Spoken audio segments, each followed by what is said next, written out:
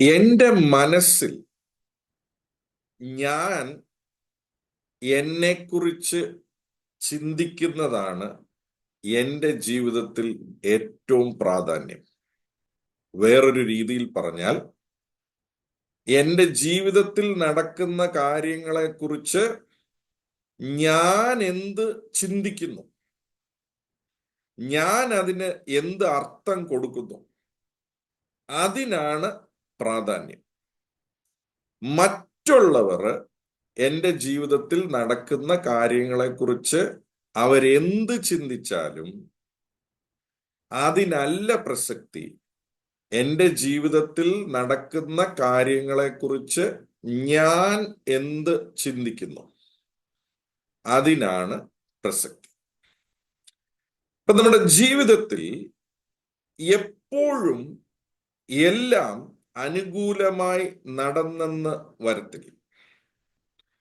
ചില സാഹചര്യങ്ങളിൽ അനുകൂലമല്ലാത്ത ചില കാര്യങ്ങൾ നടക്കുമ്പോൾ പ്രധാനപ്പെട്ട കാര്യം ഇതാണ്: നടക്കുന്ന സംഭവത്തിനല്ല പ്രസക്തി, നടക്കുന്ന കാര്യത്തിനല്ല പ്രസക്തി, ആ കാര്യത്തെക്കുറിച്ച് ഞാൻ എന്ത് ചിന്തിക്കുന്നു എന്നുള്ളതിനാണ് പ്രസക്തി. അപ്പോൾ തന്നെ ഞാൻ അതിന്റെ കൂടെ ചേർത്ത് പറയട്ടെ, ആ കാര്യത്തെക്കുറിച്ച് നാട്ടുകാർ എന്ത് പറഞ്ഞാലും, നാട്ടുകാർ അതിനെ എങ്ങനെ വ്യാഖ്യാനിച്ചാലും, നിങ്ങളുടെ ജീവിതത്തിൽ നടക്കുന്ന ഒരു കാര്യത്തെക്കുറിച്ച് നിങ്ങൾ എന്ത് വ്യാഖ്യാനം നിങ്ങളുടെ മനസ്സിൽ കൊടുക്കുന്നോ അതിനാണ് പ്രസക്തിയുള്ളത്. അതാണ് നിങ്ങളുടെ ജീവിതത്തെ തീരുമാനിക്കാൻ പോകുന്നത്. അതാണ് മുന്നോട്ടുള്ള കാര്യങ്ങളെ തീരുമാനിക്കുന്ന ഏക ആയുധം. അപ്പൊ അങ്ങനെയാണെങ്കിൽ നമ്മൾ വളരെ ശ്രദ്ധിക്കേണ്ട ചില കാര്യങ്ങളുണ്ട്. അപ്പൊ അതിനടിസ്ഥാനമായി നിങ്ങളെ ഞാൻ ഒരു സ്ഥലത്തേക്ക് കൊണ്ടുപോകാനായിട്ട് ആഗ്രഹിക്കുക. അപ്പോസ്തല പ്രവൃത്തി അതിന്റെ 28-ാം അധ്യായം, അതിന്റെ 3 തൊട്ട് 6 വരെയുള്ള വാക്യങ്ങളിൽ നമുക്ക് വളരെ സുപരിചിതമായ ഭാഗമായതുകൊണ്ട് ഞാനത് വായിക്കാൻ താല്പര്യപ്പെടുന്നില്ല. നിങ്ങൾക്ക് എല്ലാവർക്കും അറിയാവുന്നതാണ്. പൗലുസ്ലിയായും ആ കപ്പലിൽ ഉള്ളവരും എല്ലാം കപ്പൽ ഛേദപ്പെട്ടുവെങ്കിലും മെലീറ്റ ദ്വീപിലെത്തി. അവിടെ താന് ചുള്ളിക്കമ്പുകൾ എടുത്ത് അത് തീക്കകത്തോട്ടിട്ട് അത് തീയിലോട്ട് ഇത് ചെയ്യുമ്പോഴത്തേക്കിന് ആ ആ ചുള്ളിക്കമ്പുകളുടെ ഇടയിൽ നിന്ന് ഒരു അണലി വന്ന് തൻ്റെ കയ്യേൽ അത് കേറി പിടിച്ചു. ഇംഗ്ലീഷ് ബൈബിളിൽ പറയുന്ന ഇറ്റ് ഫാസ്റ്റൻഡ് ഓൺ ഹിസ് ഹാൻഡ്, തൻ്റെ കയ്യേൽ അത് കേറി ചുറ്റി. നോ, ഇവിടെ ഈ രംഗത്ത് സംഭവിക്കുന്ന ചില കാര്യങ്ങളുണ്ട്. ഇത് കേറിയ ഉടനെ അവിടെ നിൽക്കുന്ന ആൾക്കാര് ആ നടന്ന സംഭവത്തെ അവര് വ്യാഖ്യാനിച്ചു, ഇവനൊരു കൊലപാതകനായിരിക്കും. എന്താന്ന് വെച്ചാൽ ഈ കൊണ്ടുവന്നവരെല്ലാം ക്രിമിനൽസ് ആണെന്ന് അവർ അറിഞ്ഞു കാണുമായിരിക്കും, പ്രിസണേഴ്സ് ആണെന്ന് അവർ അറിഞ്ഞു കാണുമായിരിക്കും. ഇവൻ എന്തോ വലിയൊരു കൊലപാതകനായിരിക്കും, മർഡറർ ആയിരിക്കും. അതുകൊണ്ടായിരിക്കും ഇത്രയും വലിയ പ്രശ്നത്തിൽ നിന്ന് ഇവൻ രക്ഷപ്പെട്ടിട്ട് പോലും അവന്റെ ജീവിതത്തിൽ വേണ്ട മരണം അവനെ വിടുന്നില്ല, പുറകെ വേണ്ട വരിക എന്ന് അവിടെ നിൽക്കുന്ന ആൾക്കാര്, ആ ദ്വീപിലുള്ള ആൾക്കാര് സംസാരിക്കുന്നതായിട്ട് അവിടെ എഴുതിയിട്ടുണ്ട്. ഞാൻ ഇതിൽ നിന്ന് 4-5 കാര്യങ്ങൾ നിങ്ങളുടെ മുന്നിൽ വെക്കുവാനായിട്ട് ആഗ്രഹിക്കുക. നമ്മുടെ ജീവിതത്തിലും ഇതുപോലത്തെ സംഭവങ്ങൾ ഉണ്ടാകുമ്പോൾ നമ്മൾ എങ്ങനെയാണ് അതിന് പ്രതികരിക്കേണ്ടത്? എല്ലാവരുടെയും ജീവിതത്തിൽ ഇതുപോലെ ചില അനുകൂലമല്ലാത്ത പ്രതികൂലമായ ചില സംഭവങ്ങൾ നടക്കാനുള്ള സാധ്യതയുണ്ട്. പക്ഷേ ആ സംഭവം നമ്മെ തളർത്തത്തില്ല, ആ സംഭവം നമ്മളെ വീഴ്ത്തത്തില്ല. എപ്പോഴാണെന്ന് ചോദിച്ചാൽ, ആ സംഭവത്തെ ഞാൻ എങ്ങനെ വ്യാഖ്യാനിക്കുന്നു, ഞാൻ അതിനെങ്ങനെ പ്രതികരിക്കുന്നു, അതാണ് എൻ്റെ ജീവിതത്തിൽ എൻ്റെ മുന്നോട്ടുള്ള കാര്യങ്ങളെ നിശ്ചയിക്കുന്നത്. അവിടെ പൗലുസ്ലിയായുടെ ആ റിയാക്ഷൻ, പൗലുസ്ലിയ അതിനെ അതിനോട് റെസ്പോണ്ട് ചെയ്തത് നാട്ടുകാര് പറഞ്ഞതിന് നേരെ വിപരീതമായിട്ട്. പൗലൂസ്ലിയായുടെ തലയ്ക്കകത്ത്, തൻ്റെ മനസ്സിനകത്ത് ഒരു സെക്കൻഡ് പോലും താൻ അവിശ്വസിച്ചില്ല, താൻ വിശ്വസിച്ച ദൈവമാണ് ഈ പാമ്പിനെ വിട്ടത്. ഒരു സെക്കൻഡ് പോലും താൻ അവിശ്വസിച്ചില്ല, പിശാച് തന്നെ കയറി മുതലെടുക്കുകയാണ്. താൻ തൻ്റെ മനസ്സിൽ അതിനെ ആദ്യം കൊടഞ്ഞ് കളഞ്ഞു. മനസ്സിൽ കൊടഞ്ഞത് കൊണ്ടാണ് അത് കയ്യിൽ നിന്ന് കൊടയാൻ സാധിച്ചത്. ഒന്നാമത്തെ കാര്യം, എന്നെ കേൾക്കുന്ന എല്ലാ പ്രിയപ്പെട്ട ദൈവമക്കളും, നിങ്ങളുടെ ജീവിതത്തിൽ ചിലത് പ്രതികൂലമായി സംഭവിക്കുമ്പോൾ, പ്രതികൂലമായി സംഭവിക്കുന്നു എന്ന് പറയുമ്പം ഒരു കാര്യം ഓർത്തോണം, നമ്മൾ ദൈവവചനം അനുസരിച്ചാണോ ജീവിക്കുന്നത് എന്നുള്ളത് എപ്പോഴും ചെക്ക് ചെയ്യണം. അപ്പനിൽ വിശ്വാസത്തോടെ അപ്പന് സമർപ്പിച്ചു കൊടുത്ത ഒരു നിഷ്കളങ്കമായ ജീവിതമാണ് നയിക്കുന്നതെങ്കിൽ അങ്ങനെയുള്ളവരുടെയും ജീവിതത്തിൽ പ്രതികൂലമായ ചിലത് സംഭവിക്കാൻ സാധ്യതയുണ്ട്. പക്ഷേ ഒന്നാമത്തെ കാര്യം നമ്മൾ മനസ്സിലാക്കണം, നമ്മുടെ ജീവിതത്തിൽ ഒരു പ്രതികൂലമായ കാര്യം സംഭവിക്കുമ്പോൾ അതിന് ഒരിക്കലും നാട്ടുകാര് പറയുന്ന വ്യാഖ്യാനം നമ്മുടെ തലയ്ക്കകത്ത് കയറരുത്. നിങ്ങൾ പറയുന്ന വ്യാഖ്യാനം ഈ വചനത്തിന്റെ അടിസ്ഥാനത്തിലായിരിക്കും. നിനക്ക് ഒരു ദോഷവും നിനക്ക് ഭവിക്കയില്ല, ഒരു ബാധയും നിന്റെ കൂടാരത്തിന് അടുക്കയില്ല എന്ന് അപ്പൻ പറഞ്ഞിട്ടുണ്ടെങ്കിൽ ഓർക്കണം, ഇല്ല, എൻ്റെ അപ്പന്റെ വാക്ക്, ഞാൻ നിന്നെ ഒരു നാളും കൈവിടത്തില്ല, ഉപേക്ഷിക്കത്തില്ല, നിനക്ക് ഒരു അനർത്ഥവും ഭവിക്കയില്ല, ഞാൻ നിന്റെ കൂടെയുണ്ട് എന്ന് എൻ്റെ അപ്പൻ പറഞ്ഞിട്ടുണ്ടെങ്കിൽ ഇത് എൻ്റെ ജീവിതത്തിൽ ഇതെന്നെ തളർത്തത്തില്ല, ഇതെന്റെ ജീവിതത്തിൽ ഒരു പ്രശ്നവും ഉണ്ടാക്കത്തില്ല. പക്ഷേ മനസ്സിലാക്കേണ്ട ഒന്നാമത്തെ കാര്യം, പൗലുസ്ലീഹ തൻ്റെ തലയിൽ നിന്ന് പാമ്പിനെ ആദ്യം കുടഞ്ഞു കളഞ്ഞു. ആ പാമ്പ് കൊണ്ടുവരാവുന്ന വിഷത്തെ ആദ്യം പൗലുസ്ലീഹ കുടഞ്ഞത് തലയ്ക്കകത്താണ്. തലയ്ക്കകത്ത് കുടഞ്ഞാൽ മാത്രമേ കയ്യെ കയറിയ പാമ്പിനെ കുടയാൻ സാധിക്കത്തുള്ളൂ. ഇന്ന് പലരുടെയും പ്രശ്നം, തലയ്ക്കകത്തെ പാമ്പിനെ കുടയാത്തത് കൊണ്ട് കയ്യേലെ പാമ്പ് പോകാനാ പറയുന്നേ. തലയ്ക്കകത്തെ പാമ്പിനെ നീ കുടയുമ്പോൾ, തലയ്ക്കകത്ത് പാമ്പ് ഇടുന്ന വിഷത്തെ നീ കുടയുമ്പോൾ കയ്യേലിരിക്കുന്ന പാമ്പിനെ കുടയാൻ വളരെ എളുപ്പമാകും. ഒന്നാമത്തെ കാര്യം പൗലുസ്ലീഹ ചെയ്തത് അതാണ്. രണ്ടാമത്തെ കാര്യം ഞാൻ മുമ്പേ പറഞ്ഞത് തന്നെ ഒന്നുകൂടെ എടുത്തു പറയുക, ഏത് സാഹചര്യങ്ങളിലാണെങ്കിലും നിങ്ങളുടെ ജീവിതത്തിൽ അങ്ങനെ ഒരു പ്രതികൂലമായ സംഭവം നടക്കുമ്പോൾ, നിങ്ങളെ വേദനിപ്പിക്കുന്ന ഒരു കാര്യം നടക്കുമ്പോൾ, നാട്ടുകാര് നിങ്ങളുടെ ജീവിതത്തിൽ നടക്കുന്നതിൻ്റെ വ്യാഖ്യാനം പറയുന്നതിന് മുന്നേ നിങ്ങൾ നിങ്ങളുടെ ജീവിതത്തിൽ നടക്കുന്നതിൻ്റെ വ്യാഖ്യാനം കണ്ടെത്തണം. വേറൊരു രീതിയിൽ പറഞ്ഞാൽ, നാട്ടുകാരുടെ വ്യാഖ്യാനത്തിന് വേണ്ടി വെയിറ്റ് ചെയ്യരുത് നിങ്ങളുടെ ജീവിതത്തിൽ നടക്കുന്ന കാര്യത്തെ ഇന്റർപ്രറ്റ് ചെയ്യാനായിട്ട്. അതിന് അർത്ഥം കൽപ്പിക്കേണ്ടിയ നിങ്ങളാ, നാട്ടുകാരല്ല. ഇന്ന് അൺഫോർച്ചുനേറ്റ്ലി നമ്മളുടെ എല്ലാവരുടെയും ജീവിതത്തിൽ നമ്മൾ ഏറ്റവും കൂടുതൽ വകവെക്കുന്നത്, ഏറ്റവും കൂടുതൽ ഇമ്പോർട്ടൻസ് കൊടുക്കുന്നത്, അവരിത് എന്നെ കുറിച്ച് ഇങ്ങനെ പറഞ്ഞു, ഇവരിത് എന്നെ കുറിച്ച് ഇങ്ങനെ പറഞ്ഞു, അവര് പറഞ്ഞതോ നിങ്ങളുടെ ജീവിതത്തിൽ കണ്ടോ ഇങ്ങനെയല്ല, അത് ഇതുകൊണ്ടാണെന്ന് അവര് പറഞ്ഞു, ഇവര് പറഞ്ഞു. ഇല്ല, അവര് പറഞ്ഞതും ഇവര് പറഞ്ഞതും നിന്റെ ജീവിതത്തിന് പ്രയോജനപ്പെടത്തില്ല. എപ്പോഴാണെന്ന് ചോദിച്ചാൽ നീ അതിനെക്കുറിച്ച് എന്ത് പറയുന്നു എന്നുള്ളതിൽ. പക്ഷെ അവര് പറഞ്ഞു ഇവര് പറഞ്ഞു അതെല്ലാം കൂടെ എൻ്റെ തലയ്ക്കകത്ത് ഞാൻ കേട്ടിയാൽ അവര് പറയുന്ന വ്യാഖ്യാനത്തിന് അർത്ഥമുണ്ടാകും, അത് ജീവിതത്തിൽ ഫലിക്കും. ഞാൻ പ്രാർത്ഥിക്കുക ഇതെല്ലാവരുടെയും തലയ്ക്കകത്തൊന്ന് കയറണമെന്ന്. നമ്മൾ മറ്റുള്ളവരുടെ അപ്രൂവലാ വെയിറ്റ് ചെയ്യുന്നത്. ഇല്ല, എന്നെ കേൾക്കുന്ന ദൈവ പൈതലേ, നിന്റെ അപ്രൂവൽ കിട്ടേണ്ടിയത് നിന്റെ അപ്പന്റെ അടുക്കെന്ന്. യേശുവാണോ നിന്റെ കർത്താവ്?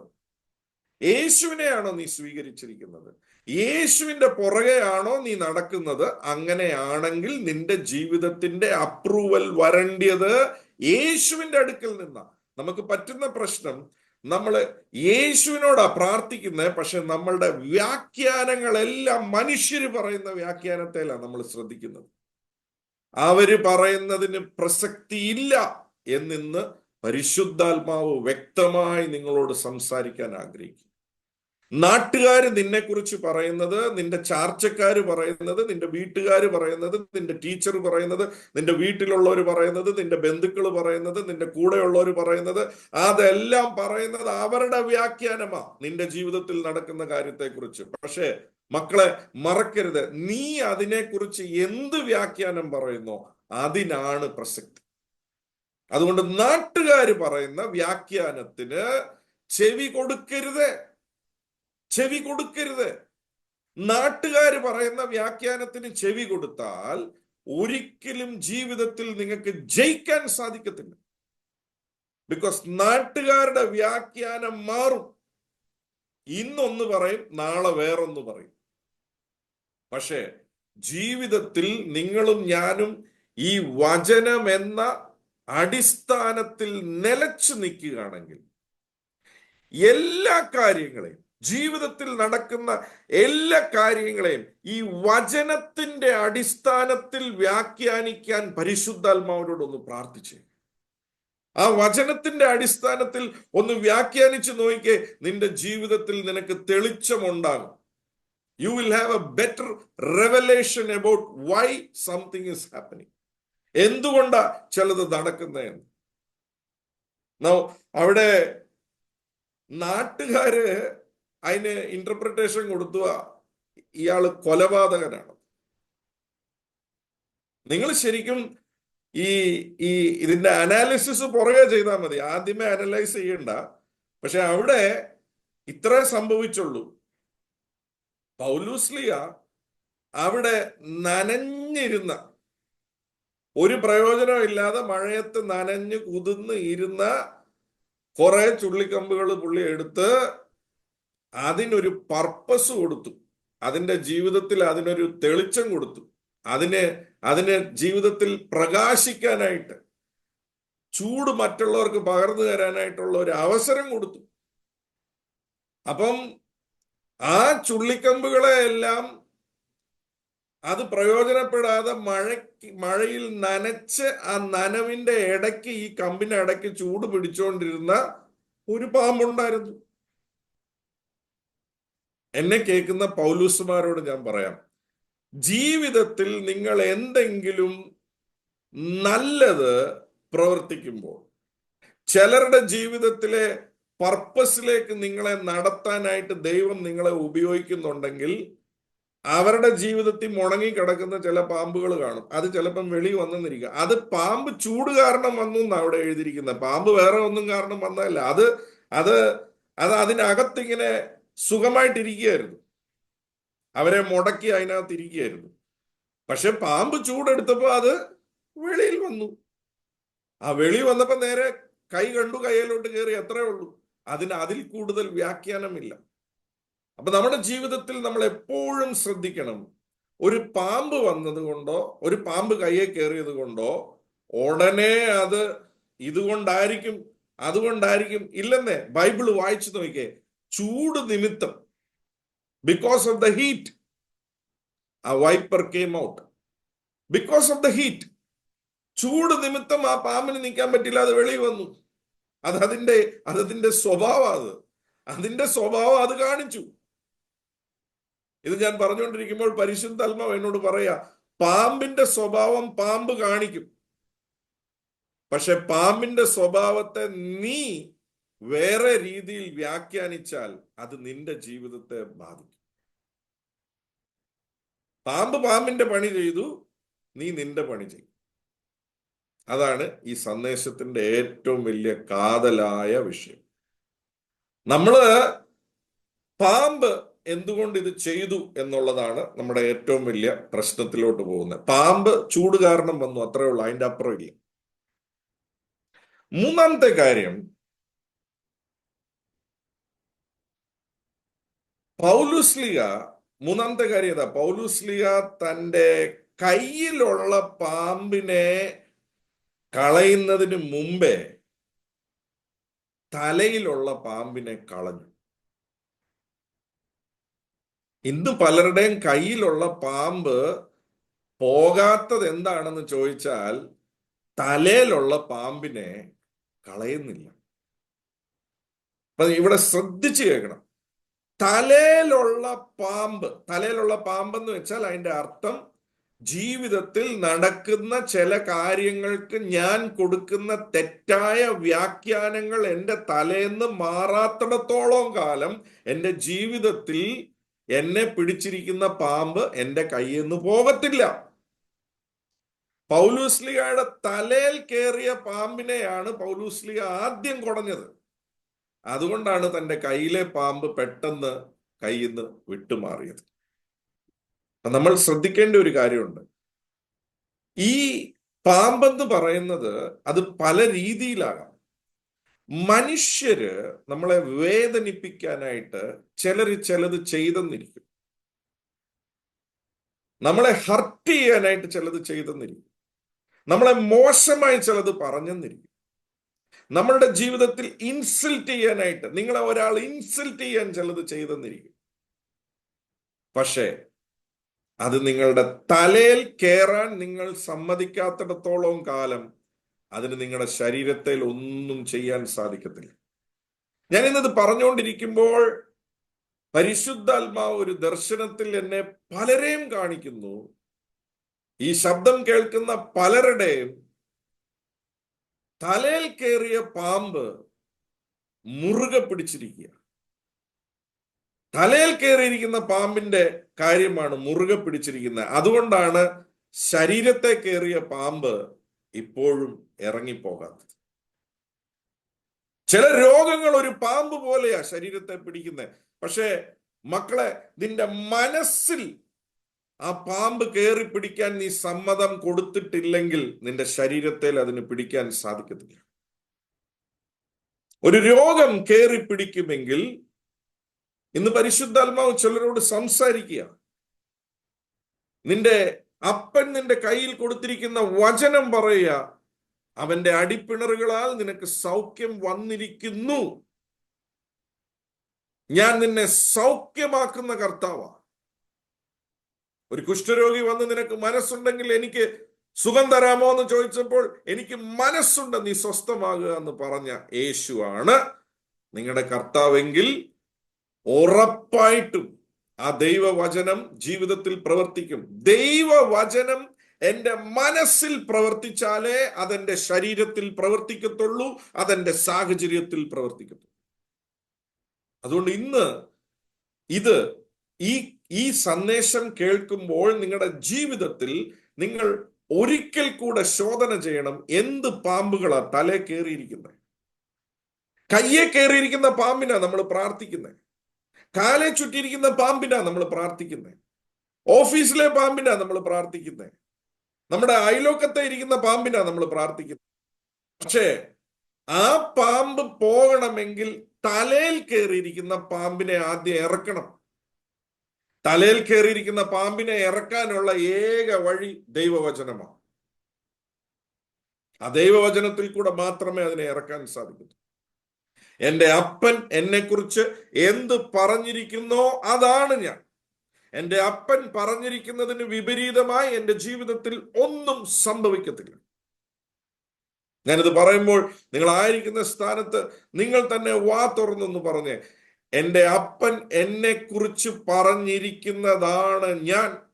എൻ്റെ അപ്പൻ എന്നെക്കുറിച്ച് പറഞ്ഞിരിക്കുന്നതിന് വിപരീതമായി എൻ്റെ ജീവിതത്തിൽ ഒന്നും സംഭവിക്കത്തില്ല. ആദ്യം ഒരു പക്ഷെ പറയുമ്പോൾ നിങ്ങൾക്ക് അതിനകത്ത് വിശ്വാസം വന്നില്ലെങ്കിലും നിങ്ങൾ പിന്നെയും അത് പറയുമ്പോൾ വചനം ഇങ്ങനെയാ പറയുന്നത്, വിശ്വാസം കേൾവിയാലും കേൾവി ക്രിസ്തുവിന്റെ വചനത്താലും വരും. പിശാചിന്റെ വലിയ തന്ത്രമാ. നീ പറയുമ്പോൾ നീ അത് വിശ്വസിക്കുന്നില്ലല്ലോ എന്ന് പറഞ്ഞ് നിങ്ങളെ കളിയാക്കാൻ നോക്കും. വേറൊരു ചിന്ത, വേറൊരു പാമ്പ് അതെടുത്തിടും. അപ്പം പ്രതികരിച്ചോണം. ഇല്ല, വിശ്വാസം കേൾവിയാലും കേൾവി ക്രിസ്തുവിന്റെ വചനത്താലും വരുമെങ്കിൽ ഞാൻ അത് വീണ്ടും വീണ്ടും പറയും. വീണ്ടും വീണ്ടും അത് പറയുമ്പോൾ, നമ്മൾ അത് കേൾക്കുമ്പോൾ നമ്മുടെ ഉള്ളിൽ അത് വിശ്വാസമായി വരുവാനായിട്ട് തുടങ്ങും. നാട്ടുകാര് പറഞ്ഞത് ഒരു ദിവസം കൊണ്ടല്ല തലക്കകത്ത് കയറിയത്. നാട്ടുകാർ പറഞ്ഞത് പല ദിവസം കേട്ടപ്പോഴാണ് തലക്കകത്ത് കയറിയത്. വീട്ടുകാർ പറഞ്ഞത് ഒരു ദിവസം കൊണ്ടല്ല തലക്കകത്ത് കയറിയത്. വീട്ടുകാർ പറഞ്ഞത് പല ദിവസം കൊണ്ടാണ് തലക്കകത്ത് കയറിയത്. അങ്ങനെയാണെങ്കിൽ ദൈവവചനവും ഒരു ദിവസം കൊണ്ടല്ല തലക്കകത്ത് കയറുന്നത്, പല ദിവസം വീണ്ടും വീണ്ടും വീണ്ടും വീണ്ടും ഈ ഇരുവായി തലയുള്ള വചനം നീ വാ തുറന്ന് പറയുമ്പോൾ അത് നിന്റെ തലക്കകത്ത് കയറും, അത് നിന്റെ ഹൃദയത്തിനകത്ത് കയറും. മക്കളെ, ആ തലക്കകത്തെ ആ പാമ്പിനെ കൊടയുമ്പോൾ ശരീരത്തിൽ പിന്നെ പാമ്പിന് പ്രവർത്തിക്കാൻ പറ്റത്തില്ല, ജീവിതത്തിൽ പ്രവർത്തിക്കാൻ പറ്റും. നാലാമത്തെ കാര്യം, ഇത് വളരെ ഇമ്പോർട്ടന്റ്. ഞാൻ ഇനി പറയാൻ പോകുന്ന 4ഉം 5ഉം ഞാനൊരു ഇലസ്ട്രേഷനിൽ കൂടെ പറയാം.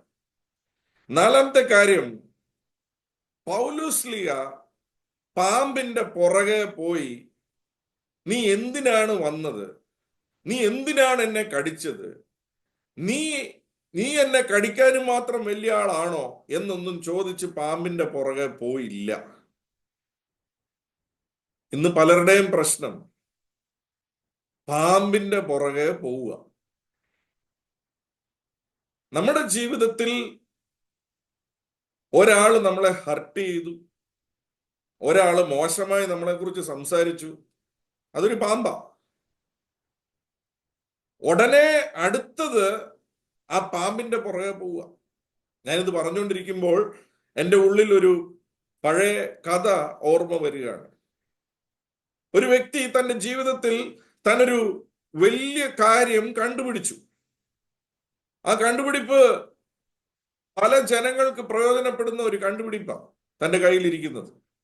അപ്പൊ അത് കണ്ടുപിടിച്ച് താന് ഒരു സ്ഥലത്തിൽ നിന്ന് വേറൊരു സ്ഥലത്തിലോട്ട് പോവുക, അത് കൊടുക്കുവാനായിട്ട്. അത് കൊടുക്കാൻ പോകുന്ന വഴിക്ക് ഒരു കാടിന്റെ ഇടയ്ക്കൂടെ കയറി ഇറങ്ങി വേണം അപ്പുറത്തോട്ട് പോകാനായിട്ട്.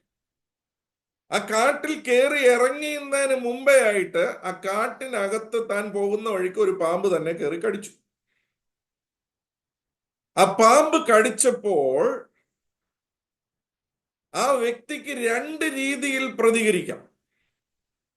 ഒന്ന്, ആ പാമ്പിനെ വിട്ടിട്ട് എത്രയും പെട്ടെന്ന് ആ കാടിന്റെ അപ്പുറം കടന്ന് തന്റെ ശരീരത്തിൽ കയറിയ വിഷം തനിക്ക് വെളിയിലെടുക്കാം, ഒരു ട്രീറ്റ്മെന്റിന് പോകാം. 2, ആ പാമ്പിന്റെ പുറകെ പോകാം.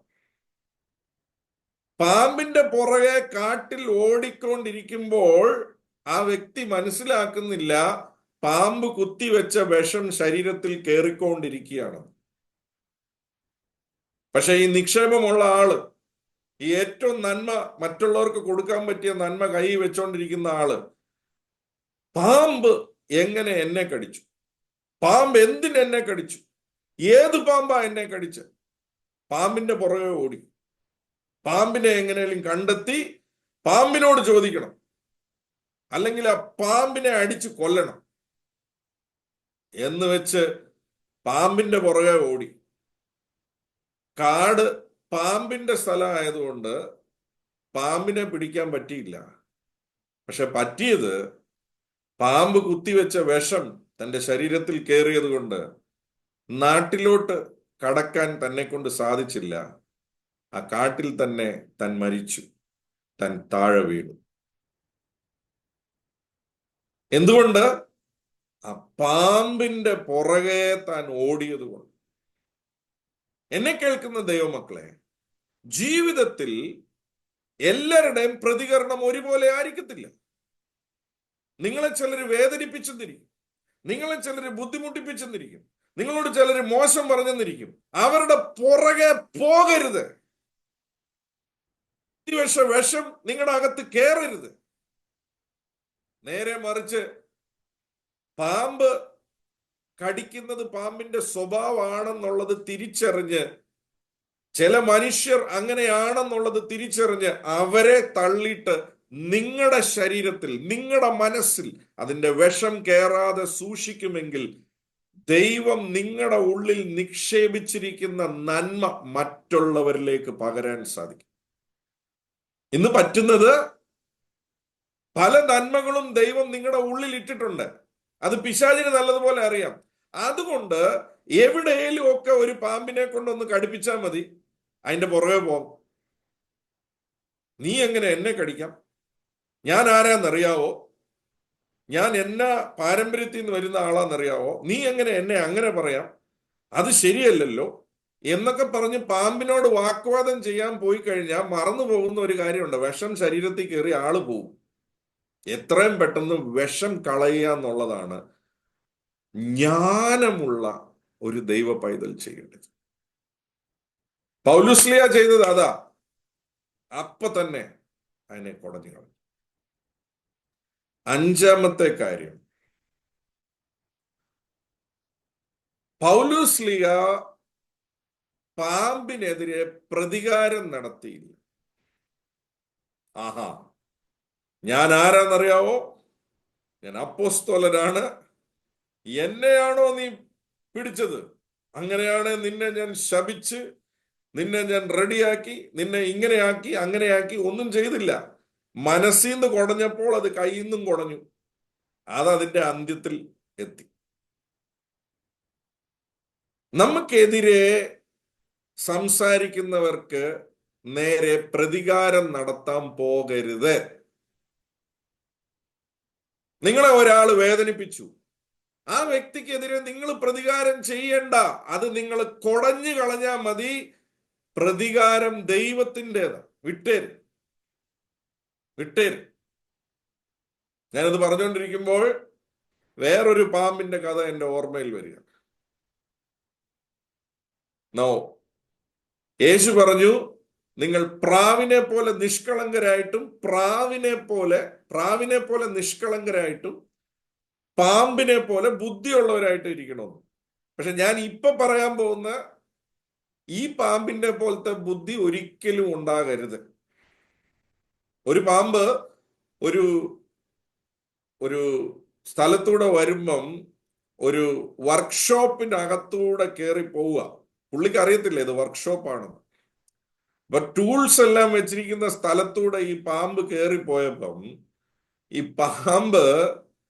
പാമ്പ് എന്തിനിട്ടോ തട്ടി.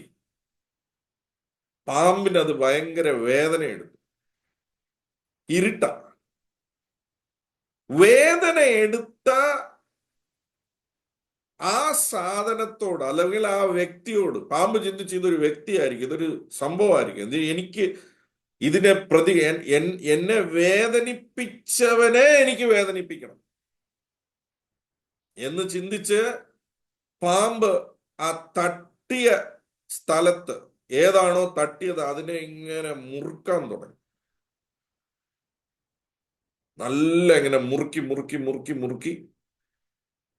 വിടാത്ത രീതിയിൽ ഇങ്ങനെ മുറുക്കാൻ തുടങ്ങി. ആ മുറുക്കിയപ്പോൾ അതിന് വേദന എടുക്കുന്നുണ്ട്. ആ വേദന എടുത്തിട്ടും ആ പാമ്പിന് പ്രതികാര ബുദ്ധി ഉണ്ടായിരുന്നുകൊണ്ട് അത് പിന്നെയും മുറുക്കുക. പക്ഷേ അതിനറിയത്തില്ലായിരുന്നു ആ വർക്ക്ഷോപ്പിൽ ഇരുന്ന ഒരു വലിയ വാളിനെ ചുറ്റിയാണ് ആ പാമ്പ് മുറുക്കിക്കൊണ്ടിരുന്നെന്നുള്ളത്. രണ്ടു വശവും നല്ല മൂർച്ചയുള്ള ഒരു വാളിനെ ചുറ്റി പാമ്പ് പ്രതികാരം നടത്തുക, വിട്ടുകൊടുക്കുന്നില്ല.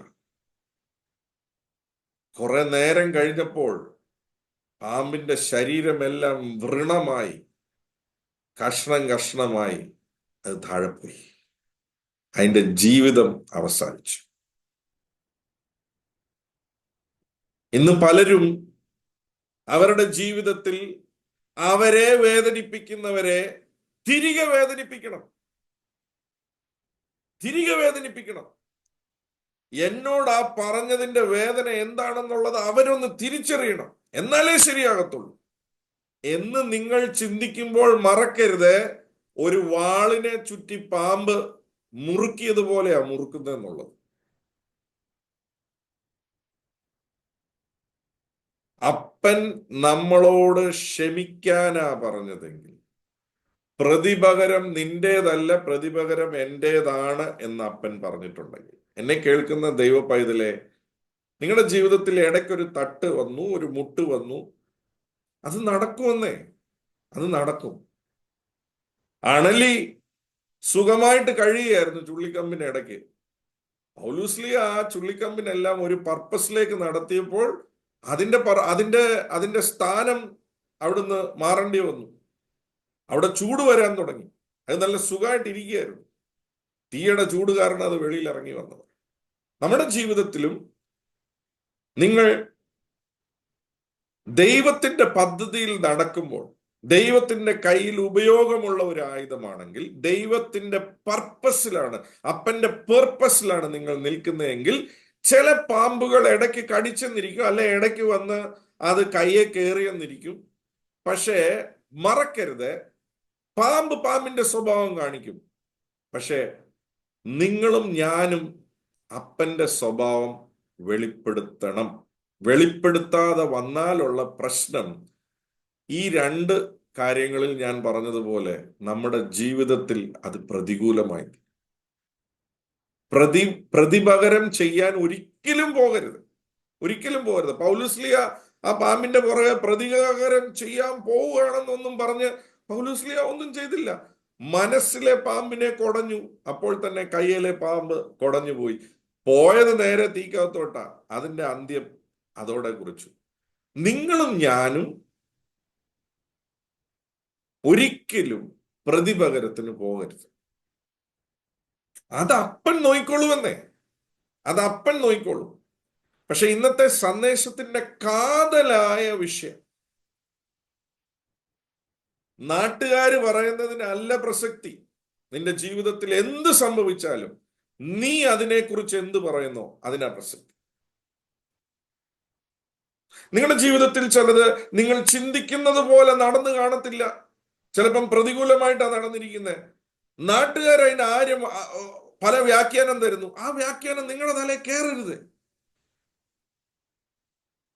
ദൈവവചനത്തിൽ നിന്ന് ജീവിതത്തിൽ നടക്കുന്നതിനെ വ്യാഖ്യാനിക്കണം. ആ വ്യാഖ്യാനം എൻ്റെ തലയ്ക്കകത്ത് കയറണം.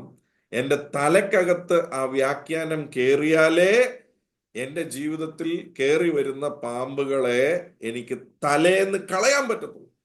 എൻ്റെ തലേന്ന് പാമ്പിനെ കളഞ്ഞില്ലെങ്കിൽ എൻ്റെ കയ്യെ കയറിയ പാമ്പ് വിടത്തില്ല, അത് പിടിച്ചിരിക്കും.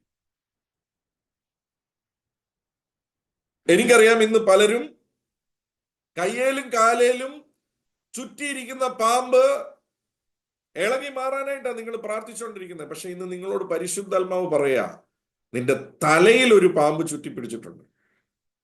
ആ പാമ്പ് ഈ ദൈവവചനത്തിന് വിപരീതമായിട്ടുള്ള ചിന്തകളാ അത് ചുറ്റിപ്പിടിച്ചിരിക്കുന്നത്. അതിനെ കള. നിനക്ക് ഒരു അനർത്ഥവും ഭവിക്കയില്ല എന്ന് അപ്പൻ വാഗ്ദത്തം തന്നിട്ടുണ്ടെങ്കിൽ അത് അങ്ങനെ തന്നെയാ.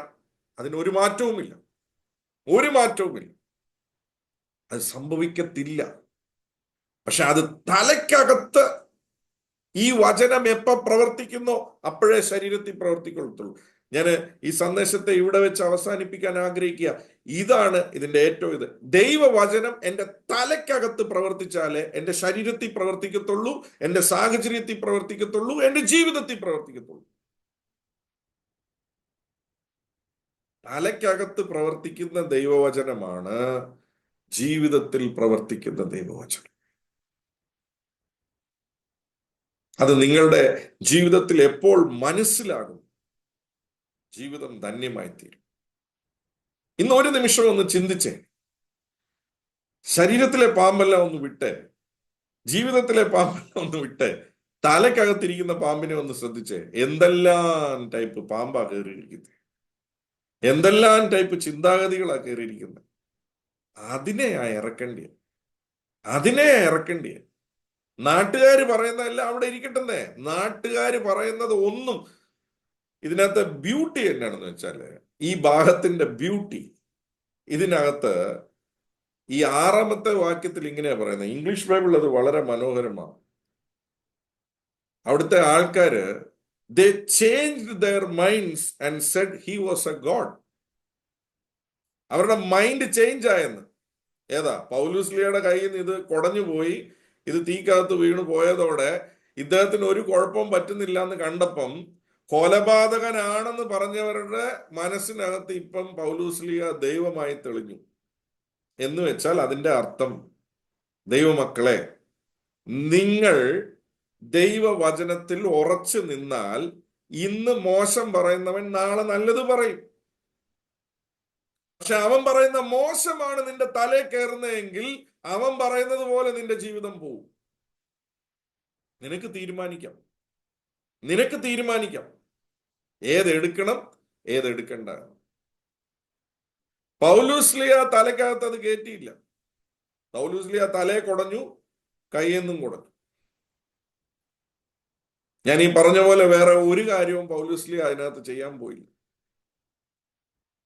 അപ്പൊ ജനങ്ങളുടെ മനസ്സിൽ കൊലപാതകനാണെന്ന് വ്യാഖ്യാനിച്ചവര് ഇപ്പൊ പറയുക പൗലൂസ്ലിയ ഒരു ദൈവമാണ് എന്ന് വെച്ചാൽ അതിൽ നിന്ന് നമ്മൾ മനസ്സിലാക്കേണ്ട ഒരു കാര്യമുണ്ട്. നാട്ടുകാര് ഇന്ന് ഒരു കാര്യം വ്യാഖ്യാനിക്കും, നാളെ വേറൊന്ന് വ്യാഖ്യാനിക്കും. പക്ഷെ എന്നെ കേൾക്കുന്ന ദൈവ പൈതലെ, നിന്റെ ജീവിതത്തിൽ നടക്കുന്നത് എപ്പോഴും ദൈവവചനത്തിൽ നിന്ന് നീ വ്യാഖ്യാനം കണ്ടെത്തിക്കേ. ദൈവവചനത്തിൽ നിന്ന് നിന്റെ ജീവിതത്തെ വ്യാഖ്യാനിച്ച്, അങ്ങനെയാണെങ്കിൽ നാട്ടുകാരുടെ വ്യാഖ്യാനം മാറി വരും. നിന്റെ ജീവിതം ദൈവവചനം അനുസരിച്ച് അനുഗ്രഹിക്കും. നാട്ടുകാരുടെ ഒപ്പീനിയൻ നാട്ടുകാരുടെ, വീട്ടുകാരുടെ ഒപ്പീനിയൻ വീട്ടുകാരുടെ, ലോകക്കാരന്റെ ഒപ്പീനിയൻ ലോകക്കാരന്റെ. അത് നിങ്ങളുടെ എല്ലാ മേഖലയിലുമാണ് ഞാൻ പറയുന്നത്.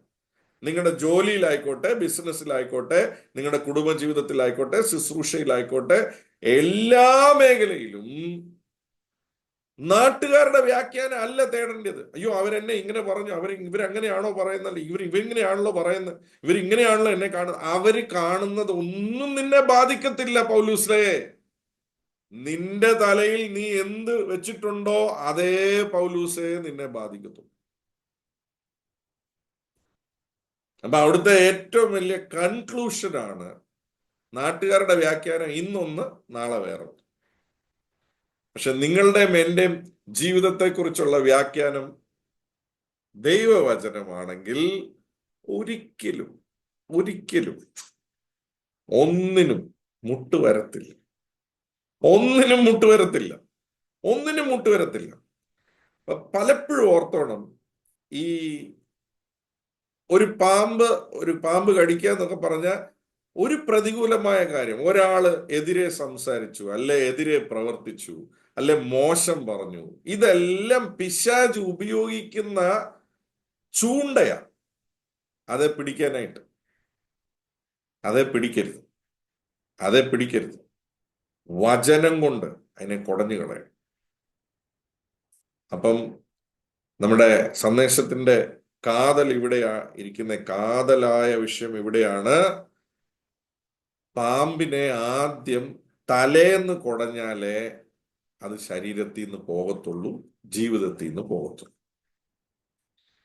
പാമ്പിനെ തലേ വാഴിച്ചുകൊണ്ട് ശരീരത്തിലെ പാമ്പും ജീവിതത്തിലെ പാമ്പും എത്ര പോകാൻ പ്രാർത്ഥിച്ചാലും അത് പോകത്തില്ല. ഇതിലേ പോയിട്ട് അതിലേ കൂടെ തിരിച്ചു വരും. പക്ഷേ തലയിലെ പാമ്പിനെ നിങ്ങൾ അഴിച്ചു കളഞ്ഞാൽ, കൊടഞ്ഞു കളഞ്ഞാൽ, ദൈവവചനം കൊണ്ട് കൊടഞ്ഞു കളഞ്ഞാൽ ശരീരത്തിലെ പാമ്പിന് നിൽക്കാൻ പറ്റത്തില്ല. ജീവിതത്തിലെ ഒരു പാമ്പിനും, ഒരു വിഷത്തിനും, ഒരു വ്യക്തിക്കും, ഒരു സാഹചര്യത്തിനും എതിർക്കാൻ പറ്റത്തില്ല. നിങ്ങൾ ജയിക്കുക തന്നെ ചെയ്യും. നിങ്ങളുടെ ജീവിതത്തിൽ ജയം കണ്ടെത്തുക തന്നെ ചെയ്യും. There is no enemy outside. The only enemy is inside. നിങ്ങളുടെ ജീവിതത്തിന്റെ വെളിയിൽ ഒരു ശത്രുവില്ല. ശത്രു ഉണ്ടെങ്കിൽ അത് നിങ്ങളുടെ മനസ്സിനകത്തായിരിക്കും. നിങ്ങളുടെ മനസ്സിനകത്ത് ശത്രു ഇല്ലെങ്കിൽ നിങ്ങളുടെ മനസ്സിനകത്ത് ശത്രുത ഇല്ലെങ്കിൽ നിങ്ങളുടെ വെളിയിൽ ഒരു ശത്രുവിനും നിങ്ങളെ എതിർക്കാൻ പറ്റത്തില്ല. ഞാൻ വീണ്ടും പറയാം, നിങ്ങളുടെ മനസ്സിനകത്ത് ശത്രു ഇല്ലെങ്കിൽ, നിങ്ങളുടെ മനസ്സിനകത്ത് ശത്രുത ഇല്ലെങ്കിൽ, നിങ്ങളുടെ ജീവിതത്തിന്റെ വെളിയിൽ നിന്ന് ഒരു ശത്രുവിനും നിങ്ങളെ എതിർക്കാൻ പറ്റത്തില്ല.